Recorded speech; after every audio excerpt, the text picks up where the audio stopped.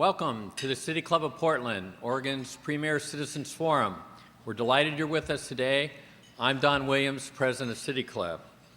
Our program today is entitled Why the Farm Bill Matters, From Oregon to Africa, and our speaker is Congressman Earl Blumenauer. For the benefit of our radio and television audiences, please turn off your cell phones and Blackberries and other electronic devices. First, a few announcements. It's all about food at the City Club in September. In fact, our programs could be called the Fall Harvest. Next week, Fall Harvest continues with a panel discussion entitled Thinking Outside the Booth, the Farmers Market, the Public Market, and Creating More Local Food Choices. One of our panel members is City Club board member Ron Paul. If these two programs don't whet your appetite, there's more. On September 24th at the City Club Commons, Citizens Read Book Club will cover two food-related books, Animal Vegetable Miracle and Plenty. And finally, on Friday, September 28th, City Club will host an open house at the City Club Commons featuring local food and wine. From 4:30 to 6, it's free and open to the public, and for any of these events, please RSVP with Kim at the City Club office. Join me in welcoming our new City Club members, and in fact, we have a couple returning members, and I always like to see returning members who may have lapsed and then come back and see the great programs we're doing. So please hold your applause until all are introduced. First, Lee Lancaster from Food Front Co-op Grocery, Steve Poot, Cap Gemini, Linda Klingen, Executive Director of the Sid Lezak Project, Kalinda Davis, Technical Manager for Pacific Ethanol, and Brian Mount, who's another returning member, who's the Vice President of Creative Services for YRG Communications.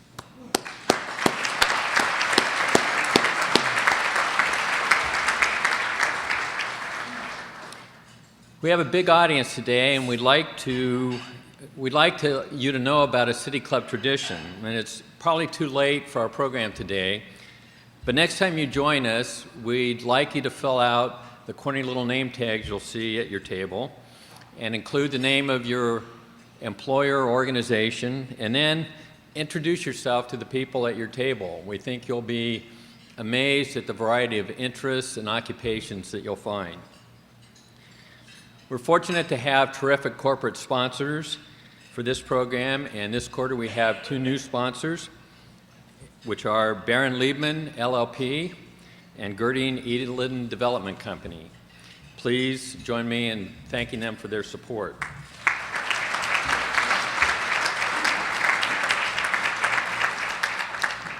Before introducing the Congressman, we have one additional important announcement.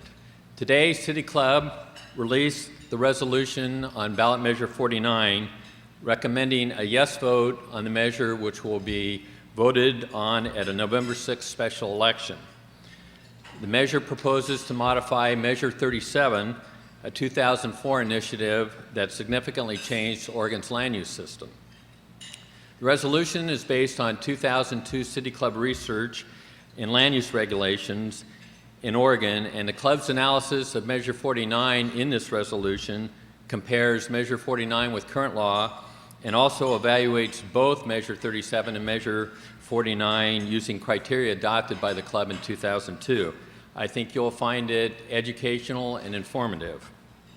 In accordance with the City Club bylaws, the resolution was approved by the Research Board on August 9th. It was then referred to the City Club's Board of Governors, and they adopted it on September 10th. Copies of the Measure 49 resolution, as well as the analysis of both Measure 7 in 2000 and Measure 37 in 2004, are available at the City Club website, or you can contact Wade Fickler, our policy director.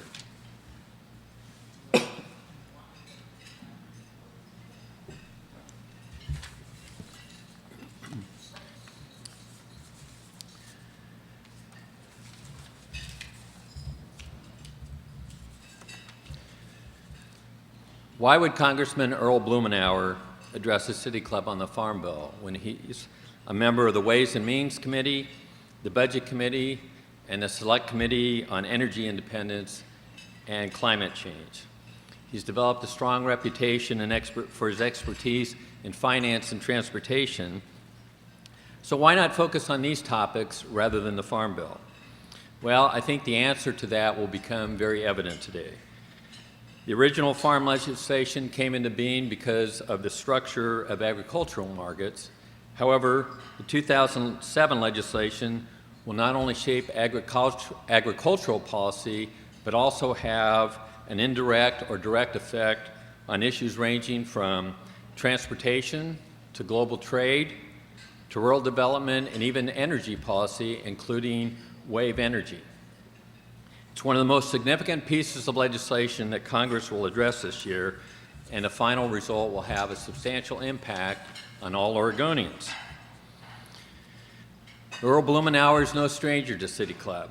In fact, his first appearance, I thought it was his first appearance, and after talking to Earl, he's going to correct me on that, but according to our records, his first appearance dates back to March of 1981 when he debated Margaret Strawn for a seat on the City Council, and his most recent Friday Forum presentation was only 10 months ago on environmental policy. Since Earl has a reputation for being very detail-oriented and a numbers guy, I'm tempted to ask him how many times he's appeared, and I think he knows an answer which is different than what I have, but according to our records, it's 14 times, and for those who are math-oriented, that's an average of every 1.8 years, and in fact, after today, that average goes down to 1.7 years. He's spoken on topics besides the three debates. He's spoken on topics ranging from transportation to leadership to tsunami relief. He started his political career back in the Tom McCall era, and he was elected to the Oregon House when he was only 23 years old and won every precinct in his district. Since that time, he's had continuous public service from the legislature. He went on to the Multnomah County Commission, then the Portland City Council, and finally on to the U.S. House of Representatives, where he served since 1996. When he spoke at a Friday Forum last December, City Club President Susan Hammer, who's sitting right down here, stated, "Earl is the epitome of a policy wonk. He's the one who reads the Sunday New York Times with a yellow highlighter. He's the one who moves seamlessly from global issues to local issues and understands how they're all connected." Please join me in welcoming Congressman Earl Blumenauer.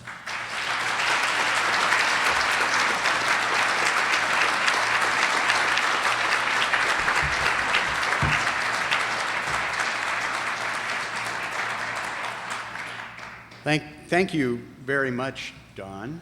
I appreciate the introduction. I must confess that I think the first appearance was about 72 when we were dealing with campaign finance reform.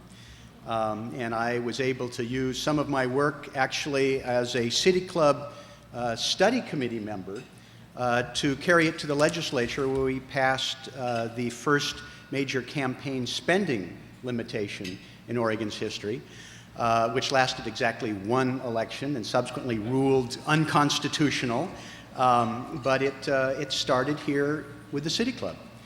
And I was thinking, as I was preparing for this afternoon's opportunity to visit with you yet again, that you just keep returning to the scene of the crime. Some of you may have seen the local gravy train article in Willamette Week, which was kind of fun. I was at first a little earlier. I was annoyed. Thank you very much. I was a little annoyed until I recognized that probably the person who had written it had actually only been here a few weeks and actually wasn't even in grade school when 20 years ago, almost to the day, I presented a plan to the City Club of what I thought the transportation system should look like here in the year 2007. And then, in a brazen attempt to keep you involved with this plot for Portland to be America's light rail capital and expand that to be the streetcar capital, we came back in '95 here with the streetcar initiatives. I won't even talk about bicycles. But the City Club has been part of I think, the heartbeat of the community to understand how we focus on long-term critical issues and tie them from the global to the local. And I could not be more pleased that you've chosen to focus today, this month, dealing with agriculture and farming. Because this is an area that, frankly, touches every one of us on an ongoing basis. And I hope that we can be part of a conversation in this community while the Farm Bill is still a work in progress, that we'll be able to start the same type of initiative to be able to make a fundamental difference as part of a political effort in our community, the same way we've been successful in livability, in bicycles, in light rail, as we're trying to do with streetcar. Nothing is more important for us to be able to focus on than how we tie the pieces together with agriculture. We have been a country that has an agrarian ideal dating back to to President Jefferson and what his vision was for this country. We're coming up on the 200th anniversary of his Gallatin Plan. That was a vision for how our country developed, and the backbone of that was transportation and development that related to agriculture. And that was what drove early work with our canals and our railroads, the western expansion of this country, frankly, some chapters of our history that weren't very illustrious. It has been a driving force politically. You recall that until Baker versus Carr, decision in 1962 on legislative reapportionment, legislative areas dominated state legislatures. Until the last 50 years, almost every member of Congress had a pretty significant rural constituency. And until a century ago, actually, those rural-dominated legislators actually selected the U.S. Senate. Over the course of the last half-century, we have been in a situation where the footprint of agriculture has shrunk in terms of the overall economy. It's only 2% of people's livelihood today in terms of the number of people who work on farms. And we're having it continually under stress as the number of farms decreases, even while we industrialize agriculture and we spend more and more on it. It does not mean by any stretch of the imagination that while the number of agricultural constituents shrunk, that agriculture lost its clout. To the contrary, as the number of farms have declined, farm power has been concentrated, particularly in the House of Representatives, as never before. Approximately, 2/3 of the entire agricultural output comes from fewer than 3 dozen congressional districts. 53% from 20 of them. Guess who's on the Ag Committee in the House of Representatives? But I will say that you are part of a vanguard of people becoming aware of how important agriculture has become for our past, our future, and in fact, the present right today. You're part of a bottom-up revolution in agriculture and nutrition that's impacting food systems and the environment we depend upon. And there's an opportunity to develop a new consensus about what we want agriculture to be in this country. I've been struck as I've been traveling around Oregon since the last Farm Bill. Frankly, I was appalled that so many people supported the last Farm Bill in Oregon. It is skewed dramatically against the interests that we employ here.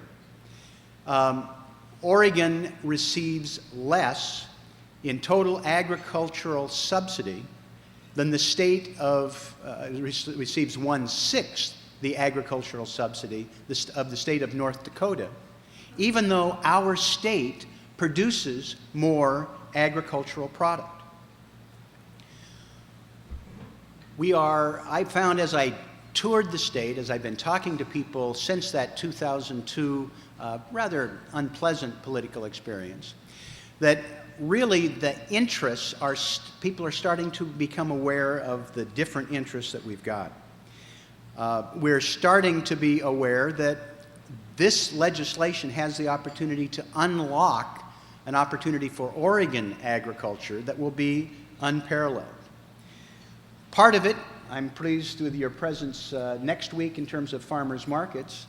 There are now 4,400 farmers markets around the country. And I've lost track in Oregon. It was over 87 the last time I checked. I think it's 90 or perhaps more. 1,000 Oregon farmers participate in this direct marketing activity, giving healthier food more immediately to people, giving them an entertainment experience par excellence, and it puts more money into the hands of Oregon farmers and ranchers. It's a truism that the industrialization of agriculture really has squeezed much of the value away from the typical farmer, the farmer who raises the wheat that's inside the box of Wheaties got less for producing it than Michael Jordan got for having his picture on the box. But you're part of a revolution that's starting to change that dynamic, to be able to have more direct purchases from local schools and hospitals. And there are amazing people in this community who are a part of this new revolution. I see Eileen Brady in the back of the room, Zengler Farms. We're having a party when? September 30th. We've got people who are involved with community-supported agriculture, CSAs, where they're buying the market basket. I had an opportunity at New Season's vendor appreciation dinner last summer to be under a tent with, 250, 260 people who produce those products from all over the Northwest, to have a sense of pride, of accomplishment, of innovation. In some cases, we are actually talking about people retaining that notion of intergenerational partnership on the farm. And I could go on and on. I won't do that now because time doesn't permit, and there are other things that we should be discussing. But Oregon's vineyards, an industry, by the way, that would not be anywhere near what it is today but for the land use system that we have, and I really appreciate the City Club coming down hard on Measure 49 and being able to move forward this next election. All of that zone for farmettes and housing. This is an area where we have amazing ingenuity and commitment to the environment. Sawbush Farms, the Chambers family, a national leader. Larry Thompson out in the eastern portion of my district, who's got less than 130 acres, but is able to employ 7 people. He's in various fruit stands. Very proud of what he does, making a living, and the potential of passing it on to his children. The list is extensive. It represents approximately 7,000 farmers and ranchers in this state who are stewards of the land, who are understanding the change in agriculture, and that they want to be a part of an adjustment in terms of how we're going to provide the federal partnership. The reason the federal government is not a partner in Oregon is because we lavish the vast majority of the federal subsidies on 12 commodities, most just going to 5 that are concentrated in 6 states. If you are so unlucky as to be involved with what are called specialty crops, what most of America calls food, you're out of luck, at least until now. But we have made some modest success, even in a farm bill that passed the House in a form that I was sadly very disappointed with. But the only way that they were able to get it passed in that form was to be able to deal with putting a couple $2 billion in these specialty crops, a drop in the bucket, but very important to people who haven't received anything, and to continue the efforts in terms of some of the environmental initiatives. Part of what we need to focus on, though, is that it's not just Oregon agriculture and rural communities and our environment. The investments that we make in our form of industrialized agriculture now and the inappropriate agricultural subsidies has a dramatic effect around the globe. We see heavily subsidized American corn into Mexican markets and driving poor Mexican farmers off the land and, ironically, to come here to this country as illegal immigrants.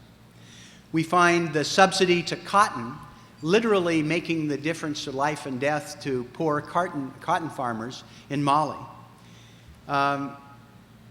It is extraordinarily frustrating to me that we put our international food aid, we broker it through Archer Daniels Midlands and ship it around the world rather than spending a tiny fraction of it overseas in locations where people are starving, but actually they have some food available.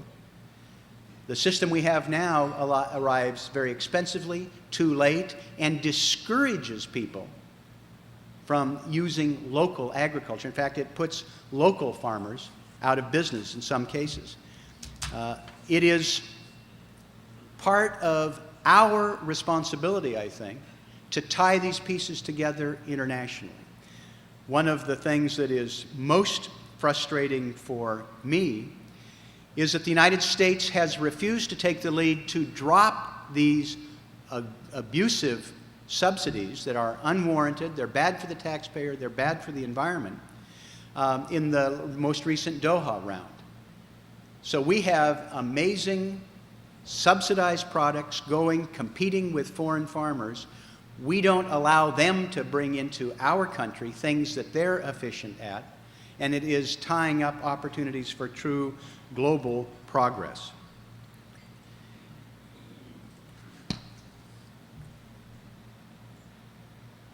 One of the opportunities we have at this point, instead of distorting the markets and limiting farmers' planting choices, we ought to be taking some of these resources to pay farmers for the critical environmental services they can provide. Flood control, clean air, open space, habitat for endangered species. Indeed, being able to have an appropriate environmental agricultural policy is part of our being able to solve the problems of global warming. Methane is 17 times more damaging to the atmosphere than carbon dioxide in terms of its global warming effect. We are spending over $1.5 billion in Portland right now to clean up a river that is polluted before it ever gets to us, and we have virtually no resources to be able to help upstream agriculture to deal with issues of water quality and water quantity. The nutrition part of the equation is also critical. Everything from food stamps to community anti-hunger programs are part of the Farm Bill. Historically, the people who have played the politics of the Farm Bill have argued that the nutrition pieces would be at risk if we upset the delicate political balance of the various commodities and agricultural interests.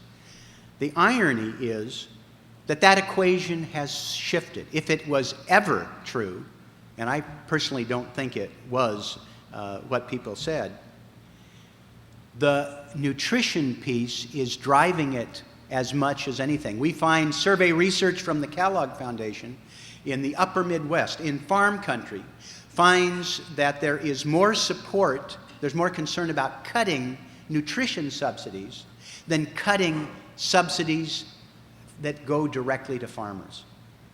And in those rural counties, 30% of the children are eligible for food stamps.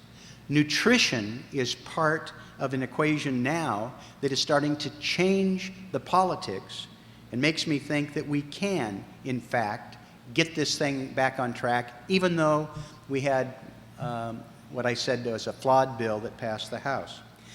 Part of what we've been doing is trying to set the stage for what will make a difference. We've introduced legislation we called the Local Food and Farm Support Act to try and reinforce elements that will help local farmers. We put forward a Food and Farm Bill of Rights over the internet, community meetings, work in Washington, D.C., on the broad set of principles for reforming the Farm Bill, and be able to help people look at it in a broader context.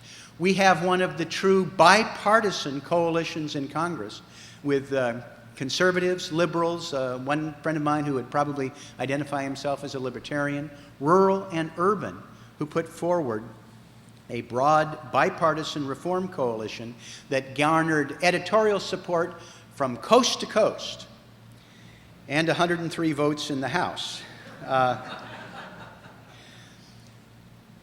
Well, I am not actually discouraged at this point. I thought we would have more support. I was under no illusions that we would win in the first round.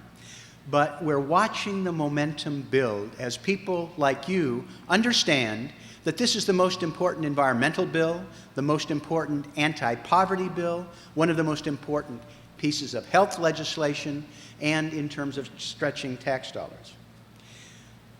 I'm arguing at this point that we ought to focus on 5 changes as this is rolling around between the House and the Senate, as it moves towards Senate adoption and ultimately a conference bill.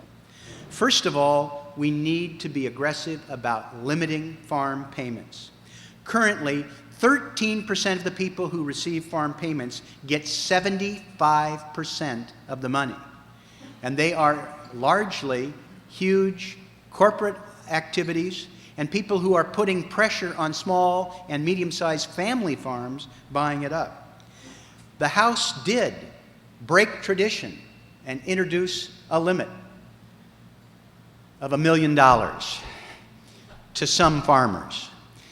My response to that is, if you are a farmer and you have an adjusted gross income that you can't get under $1 million, you don't need a new subsidy, you need a new accountant.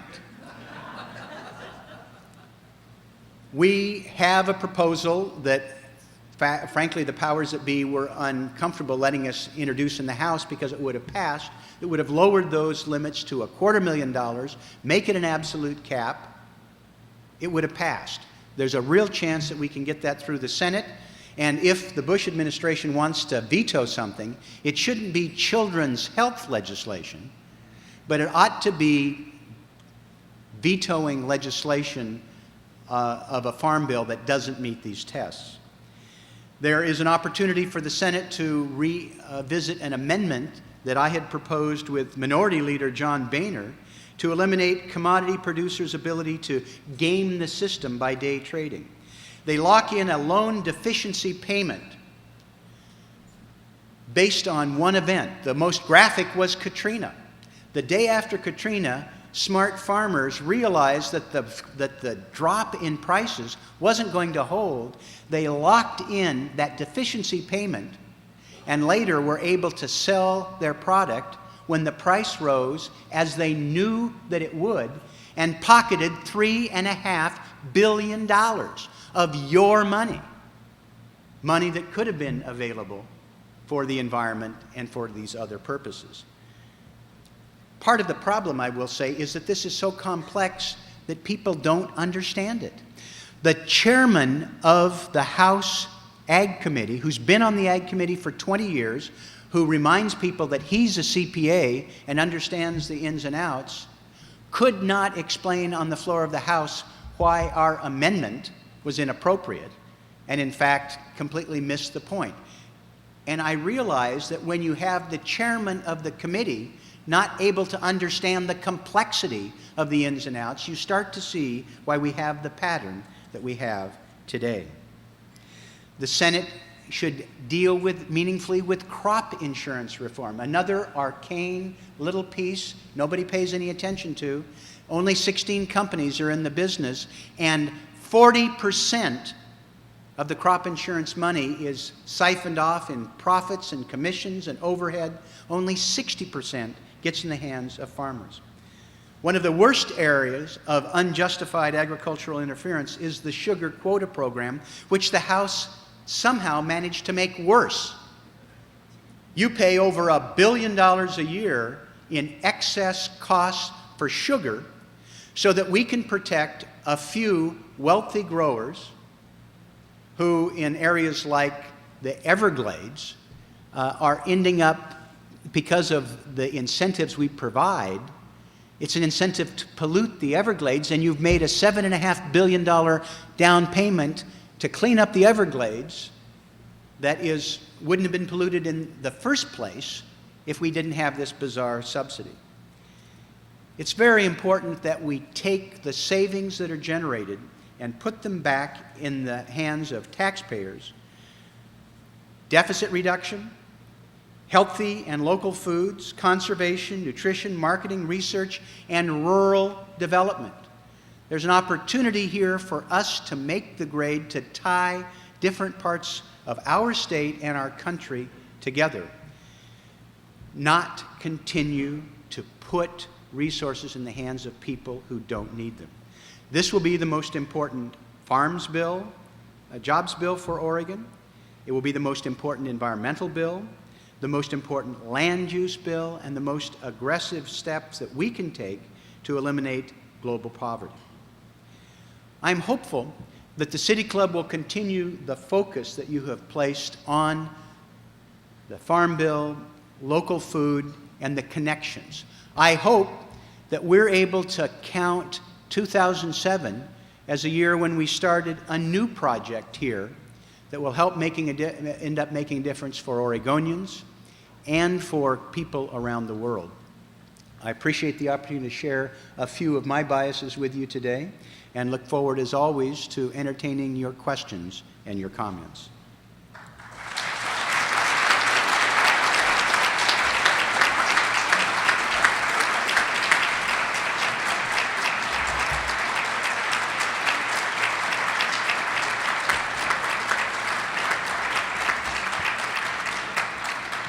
Thank you, Earl. In fact, one thing I forgot to mention in my introduction is another example of the connection that he has with City Club is Earl donates a number of his honorariums to the City Club for speaking.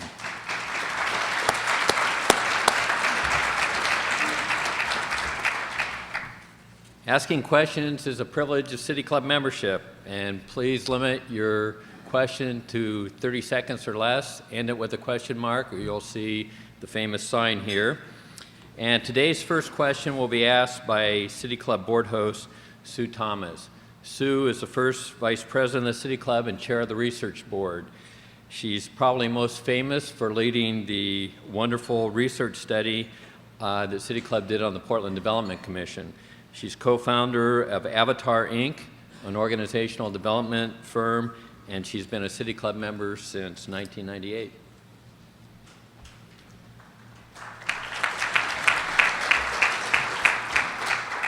Thank you, Don. Earl, I'm going to ask you to gaze into your crystal ball. And given the bill as you assume it will pass the Senate, what do you think 10 years from now we will see as the greatest benefit and the biggest problem created by this current bill?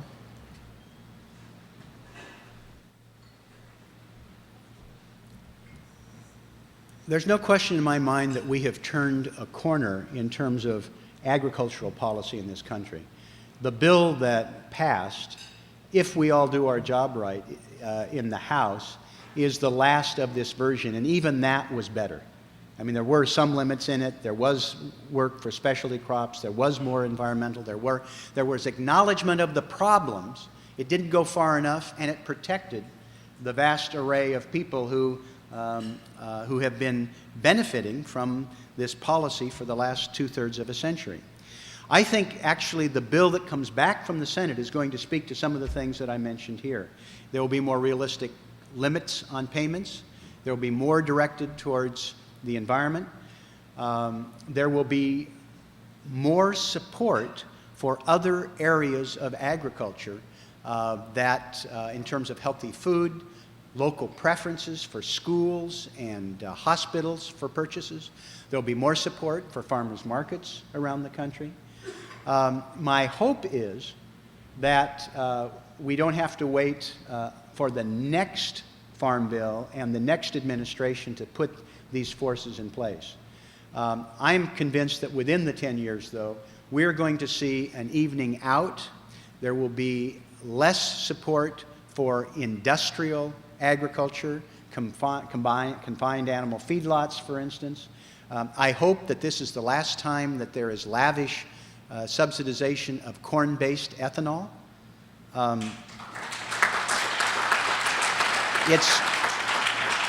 It is so disruptive in terms of the environment, other areas of the agricultural food chain, and if you have to have people debate whether or not the net output of energy is greater than the inputs, it's a loser.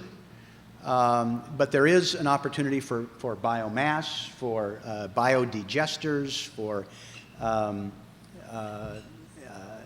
wind energy. I mean, there are in-stream small hydro. There's a whole range. I think we'll reposition the energy component pretty dramatically. And last but not least, the next time this bill comes before Congress, there will be a very significant title that relates directly to global warming. There will be an acknowledgement that the role that agriculture plays in this country, good and ill, I mean, it makes it in terms of agricultural practices, no-till, in terms of the energy footprint, the carbon footprint. Those are things that I think will be in the pipeline for the next legislation 5 years hence. And in the meantime, I think we can see some real progress before this gets out of this Congress. Joella Whirling, club member. Hello, Earl. Would you expand a little bit on the biofuels issues, and particularly in light of New York Times articles on that in the popular press about the prices of corn, and how that affects the trade issues within the Americas? I mean, that is to say, our South American neighbors who also grow corn, and how our desire to shift to biofuels or more toward biofuels might have affected that. Thank you. Well, there are people who have seized on this, and I do think it may not be entirely unrelated to the impact that the Iowa caucuses have had on presidential politics over the last 15 years, and people have jumped on it. And nobody is willing to say, whoa, wait a minute, it's too expensive, there are better uses for the land. The irony is that the record subsidies that flow to small areas of the country haven't succeeded in revitalizing them. The areas that have received the greatest amount of agricultural subsidy actually are hollowing out. They're losing population. And they're having consolidation of farms that are more mechanized, that have less people involved with it, and they're losing the vitality of those communities. The vision of agriculture that reduces subsidies, that has a more sustainable energy title, that deals with biomass and switchgrass and doesn't have elaborate subsidies, double subsidies for corn, for instance, will help people make the right choices about value-added agriculture, protecting the land, and if we give farmers money for the environmental benefits that they can provide in terms of water quality, reducing methane, in terms of water quantity. This is money in their pockets that they can spend just like a subsidy payment, but it's a double benefit, society and the environment benefit, and it's sustainable over time. I want to see that readjustment take place. Corn, rice, cotton. I mean, we're subsidizing people to grow subsidized cotton in the desert with subsidized water. You know, what's wrong with that picture?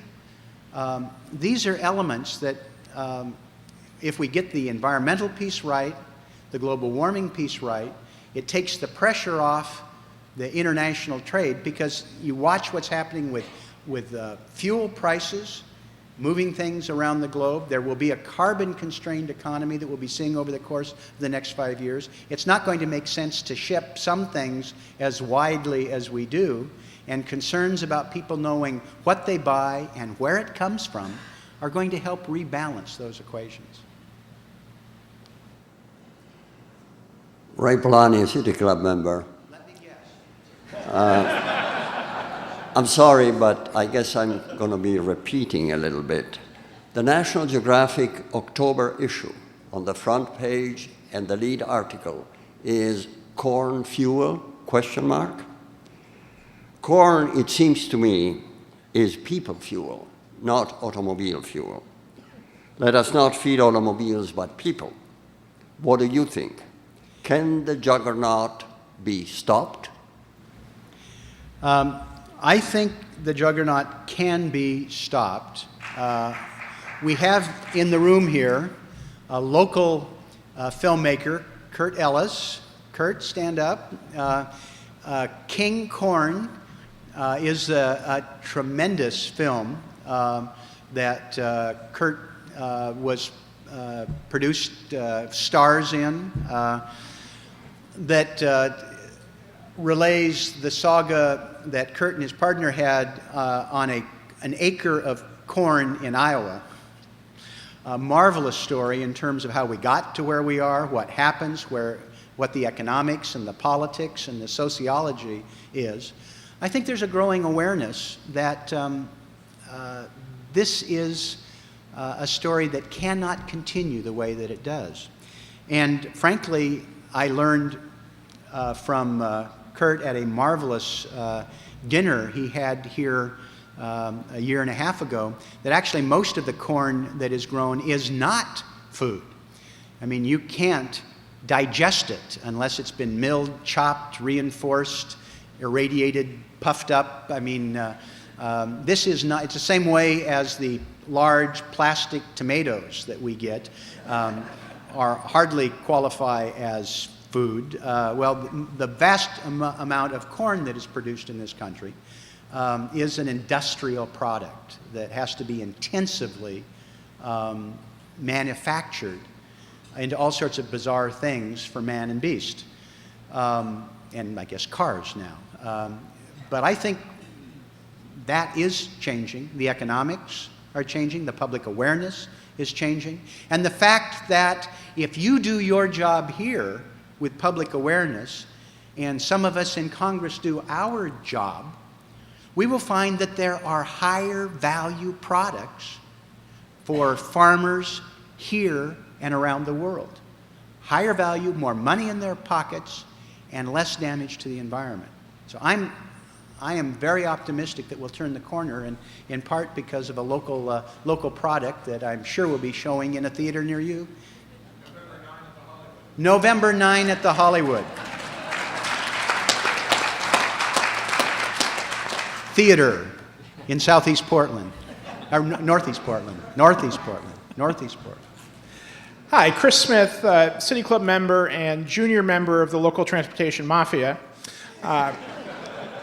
One of the accomplishments of the transportation mafia here is that we've managed to hold vehicle miles traveled relatively constant even as our population grows. Yet our food is still traveling literally thousands of miles to get to us. So my question is, what can we do in this farm bill to reduce food miles? What a great concept. What a great concept.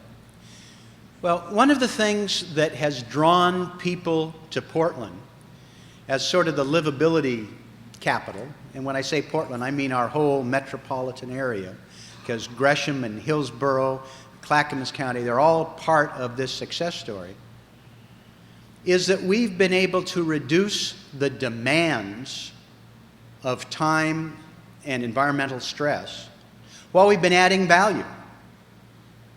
Home values have gone up, not just places along the alignments, but throughout. This is one of the reasons why young people with educations come here without jobs, because they like the way that it works. And you're raising an interesting point, Chris, because the fact that we have been able to travel less here because of the model, we save over $1 billion a year that we don't spend on gasoline. And most of that $1 billion would have been exported elsewhere, because that's who profits from that industry. Well, if we can use the same metric in terms of how to value the food product, I'm quite confident that if we have people who are aware of the quality and the impact, people will make choice. We are the leading community in the country with people who are voluntarily purchasing green electric power. We have more hybrids per capita than any place in the country, not because they're cheaper, but because we think it makes sense in the long run. And if we can work on that ethic in terms of having people understand how much more valuable and what a better product they purchase by doing it locally, I think that helps us change that dynamic. The other thing that I've had some success with in this Farm Bill is making it easier to have institutional purchases for hospitals and schools. If we can build the market for our local farmers, they're going to be able to do more here. And it's a circle that we can, and the more that we do, the more that they can do. Because there's a lot of creativity and productivity that they can coax out of the agricultural resource that's here. But I like that notion. I like that notion of how to get that, develop that matrix, and I'd love your suggestion. Maybe we can try and find a way to get that wedged in some way. Paul Milius, City Club member. I'd like to go from the general and the broader pictures to something very specific to a critical agricultural industry here in Oregon, namely the wineries. There is a proposal of a regulation by TTB, which used to be alcohol, tobacco, and firearms, that would put a nutrition label, similar to the cornflakes you referred to earlier, on every bottle of wine. I mean, aside from questions about the extension of the nanny state, who really needs to know how much riboflavin or fat or fiber is in the glass of Pinot Noir you have with dinner? And now the impact of this is a winery like the one I'm associated with that produces 4 or 5 different varieties in a couple of 100 cases would have to have a separate label with separate nutrition for every one of them. It's a burden. Can you do anything to help this local industry escape this overreaching by the Blue Noses? I am hopeful that we can do something to help the federal regulatory structure focus in a sense of priority. First of all, I'd like to be able to keep stuff from coming in, that poisons our animals or chokes our kids. Having the FDA and other regulatory deal in a priority sense with things that really focus on health and well-being. I think that the notion of having unrealistic labeling requirements posing a burden, I think it'll be quite easy for us to get a consensus. We don't only have a bicycle caucus in Congress, we have a wine caucus in Congress. It's actually easier to get people to go to the meetings of the wine caucus than the bike caucus. I don't fully understand that, but I'm sure somebody will explain it to me. We ought to be able to advance both either in the Farm Bill or in other legislation going on, an effort to try and stop draconian, stupid stuff while we try and get the big picture right, because we're not getting the big picture right.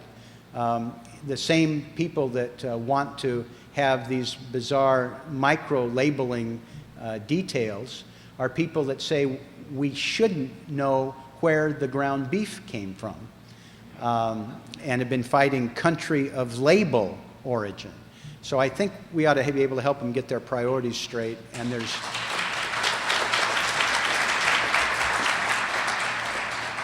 there's a lot of momentum for that. Hello, my name is Ann Collins. I'm a club member. And my question involves genetically modified crops. Last year I toured farms, small farms in southern India, and they have rid southern India of starvation. They are supplying enough food for all their people with small farms, not agribusiness.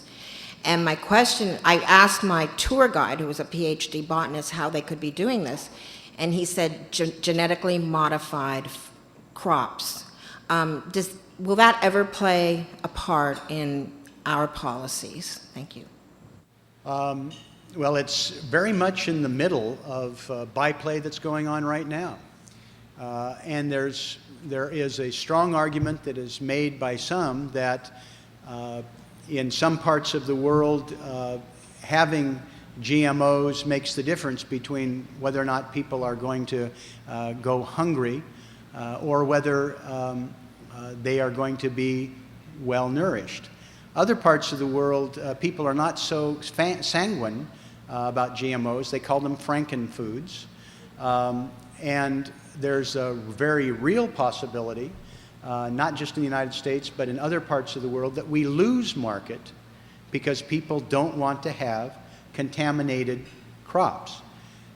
We're in a situation in this country where this is very much an arm wrestling contest.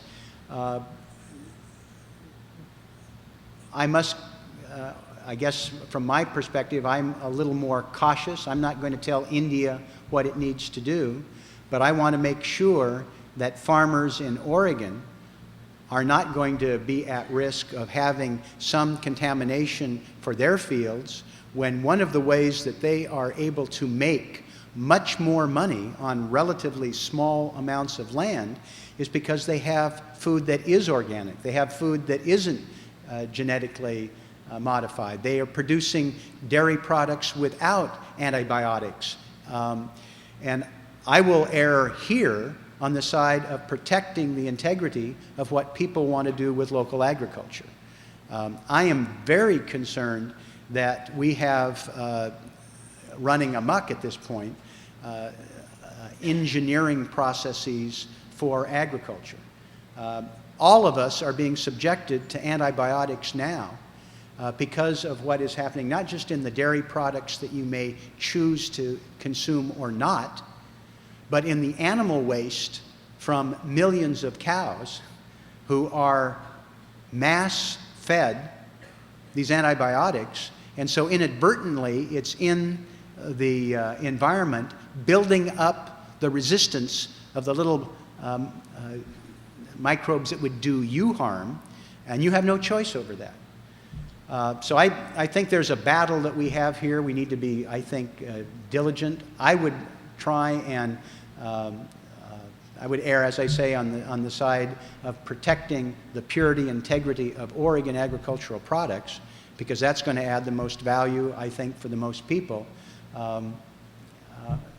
knowing that in places like India, there are different approaches, and I respect that.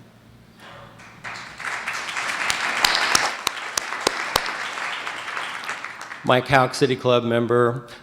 In June, David Bragdon, Metro President Council, and the other councilors at Metro announced a very visionary bi-state plan for an interconnected trail, park, and natural area system that includes trying to link up environmental efforts inside the urban growth boundary with rural land protection. Portland's Bureau of Environmental Services is starting to think more about the kinds of concepts that you introduced actually as Commissioner of BES using the green infrastructure. I'm curious if in the Farm Bill you can think of specific ways that we can use that legislation to bring resources to bear to implement those visions. Yes, Mike. I mentioned earlier my concern that the source of clean water, more water, open space, these are at the disposal of people who are practicing agriculture right now. I don't want us to be in the situation where we have an undue regulatory burden on people in the agricultural community. We are spending so much money right now subsidizing the wrong people to grow the wrong things in the wrong places, that if we took a fraction of that money and made it available to states like Oregon to work with the agricultural community for water quality issues, for open space preservation, I am convinced that we could magnify the impact of that investment. We could give a revenue stream to farmers. We could buy development rights from them so that they'd have sort of a little endowment. They wouldn't have to sell or subdivide, sell out to a big operator or subdivide. They'd have money that could be a permanent endowment for the farm, and we would be treating them like we would treat any other property owner. I am stunned by the creativity that I've encountered by farmers and ranchers in Oregon who are careful stewards. They're open to solid proposals that treat them fairly. And I'm hopeful that not just in this farm bill, but as we lay the foundation for the longer term vision for water issues, for transportation, as well as agriculture, that we can find resources to help us realize the vision that you're describing in the metropolitan area. It just makes sense. Hi, my name is David Morris, and I'm a member of the 9/11 Truth Alliance, and I'm not going to ask you a question about 9/11 and why the Congress has given Bush a pass on it.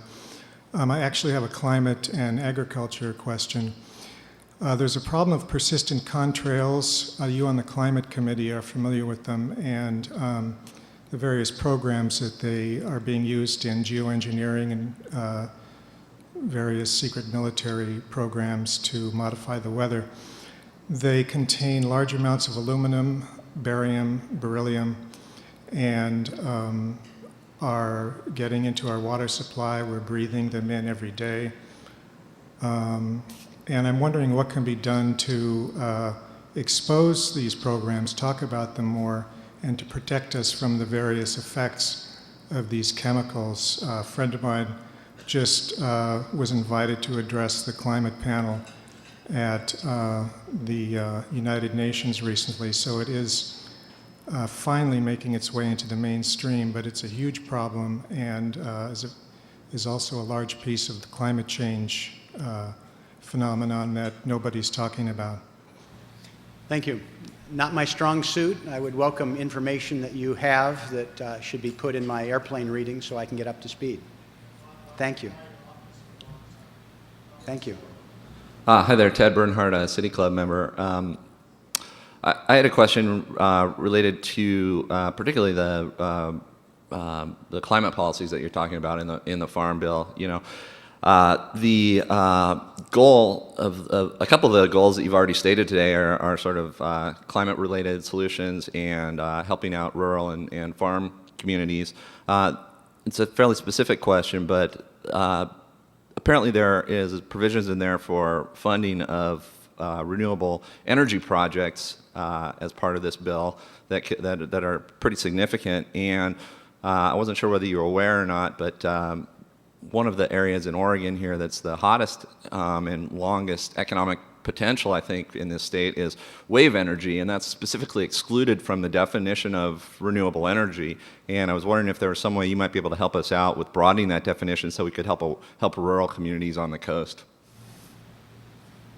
I would be happy to explore. I think there are probably other areas that might be more of a natural fit, and maybe people were thinking of waves of grain when they were fashioning the definition. We are, I think, all excited about the prospect of having opportunities for wave energy be a part of the equation for more choices and more opportunities for independence from imported foreign oil.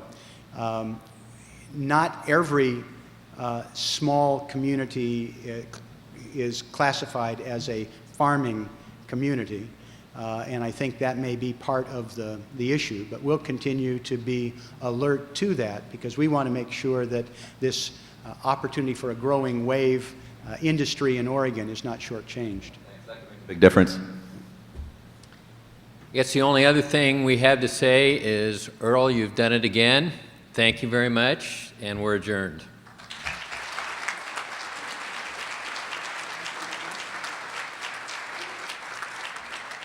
Get these back in the